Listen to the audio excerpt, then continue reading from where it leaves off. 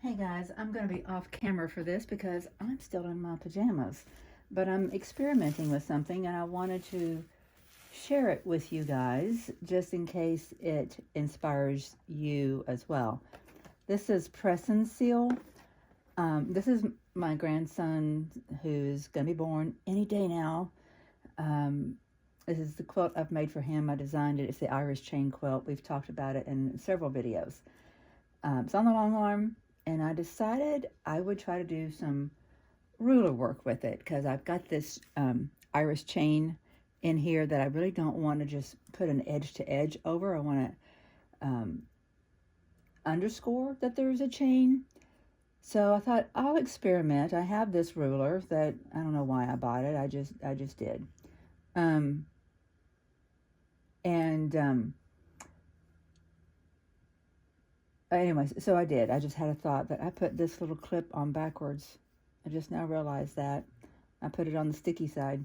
Anyway, okay, so I want to amplify my chain, and to do that, I started going around this area here, and that would make that part of the chain pop. It would just leave the chain itself. I thought, well, what am I going to do on this inside? I feel like I need to do something in there. And I started thinking about it. And I thought, well, if I had some of that vinyl that I see people use, I could use that. And then I remember seeing, I think it was a comment on somebody's video that you could use this. So I wanted to explore with this. Number one, I would not recommend that you use a permanent pen or even what I'm using. I don't happen to have a Mark Begone pen right now. I either used it up or something happened to it. I've ordered another one now, though. So I did experiment. I know I'm risking it. I don't think this is permanent ink anyway, and I'm intentionally being very light. But the first thing I did is I thought, well, I've got this ruler that is a template, really. It's not what you're supposed to use for a long arm because it doesn't have the height that you need. But I thought I could use it to see what a curve would look like. And I don't like what I came up with. I'm going to bring you closer after I do this side to see what my second attempt looks like. I'll bring the camera over so you can see a direct shot. Now, to do what I want to do, if this turns out looking good, would require me getting another ruler. Right now, I'm just going to mock it up. So, because I don't have the control over the long arm that I would like to have. I would just want to see what it would look like if I had like a clover kind of design here. And I think that could be cute. The only thing, and I've said this in another video, is making that look more like a flower kind of makes it, lend more towards nature and flowers, which tends to be more feminine. And this is a little boy's quilt. Nothing wrong with a little boy enjoying flowers at all. Not saying that. But it also isn't congruent with the pattern design that we have on here, which is sea, birds in the sky, whales. We've got, it's kind of an adventurous kind of quilt because we've got topography here, and then we've got the counting of days, and we've got the meerkats. So the clove, what was I calling this? Kind of like a four-leaf clover kind of thing, but that's not even what that would look like. But it's just not the way to go. But if I take a curve, because I do like the idea of making that kind of curve, then what else can I do? Like maybe I just echo, I could echo, or I could come in and do circles here too, and I'm putting circles in there.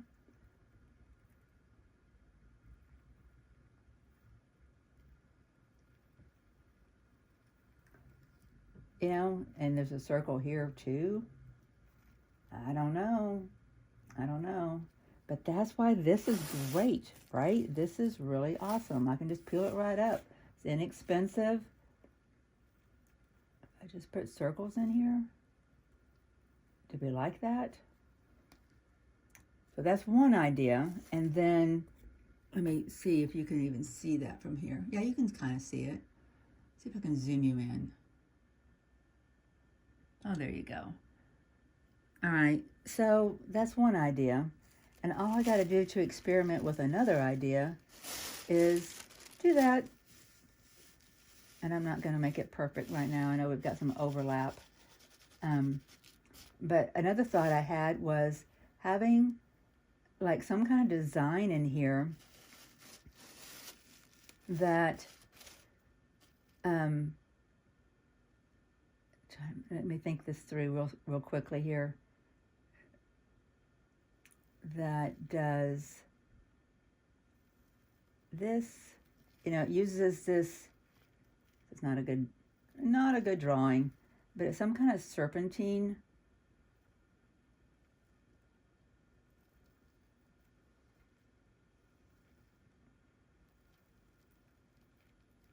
And then it goes this direction as well. Maybe it looks different as it goes out this direction. I don't know, what would that look like? If it starts here, oh yeah.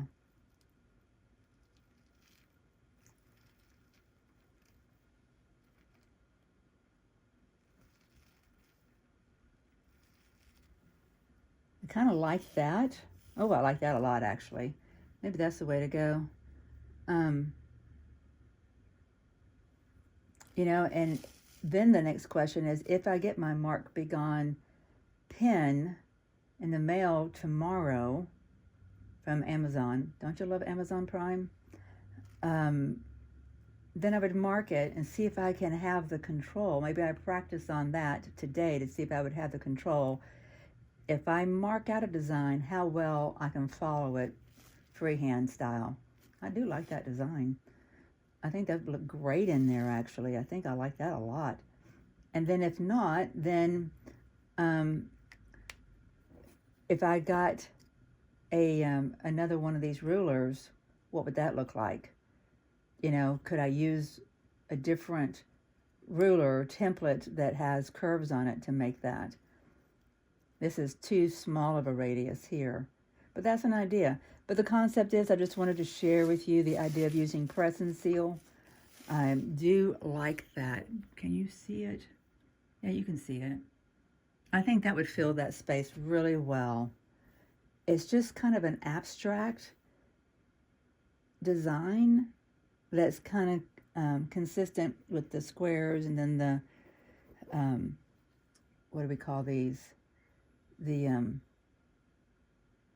I'm thinking of it as just like a way to cross off the days as you're waiting for a trip, you know, because you're going on an adventure. I don't know. I'm going to end the video so I can get back to this. And all I'm going to do right now is just continue to go around on the entire quilt, because there's 16 blocks. So each block has, you know, 4 sides to it, north, east, south, and west, and do all of the areas, and then that's going to leave my chain. I'm thinking about inside my chain having a line that goes straight and then goes around this, and then, you know, comes on a diagonal right through the middle of the chartreuse. I haven't been successful in finding quilting designs that are put inside of the iris chain itself. Like every time I Google or look on Pinterest, I find iris chain quilts, but they all have edge-to-edge quilting on them. But I'm thinking about what would I put in here besides just doing a simple line. And again, I really needed to be done with this about 3 days ago, but it's hard for me to shortchange what the possibilities are. The baby's coming. This is my last chance to work on this quilt before it's his forever. So I don't want to just like get it done, you know. I want to put a little bit of thought into it, and as long as I think I can get it done today and tomorrow, then I'm okay with that. Just asked my daughter if I can see her and the baby, the granddaughter, Friday, and she said yes. So as of right now, she's not in labor, so there's a really good chance that we're not having a baby this week. She did say she was due the end of the month, so hopefully little guy's going to stay in there until the end of the month. I don't know. Okay, I'm going to get back to it while I've got the energy. And, yeah. That's it, my friends. Hope that was inspiring in some way. Press and seal. It's amazing the amount of kitchen tools that come in handy in the quilting room. We got this and parchment paper and freezer paper. Isn't that something? All right. Have a great day.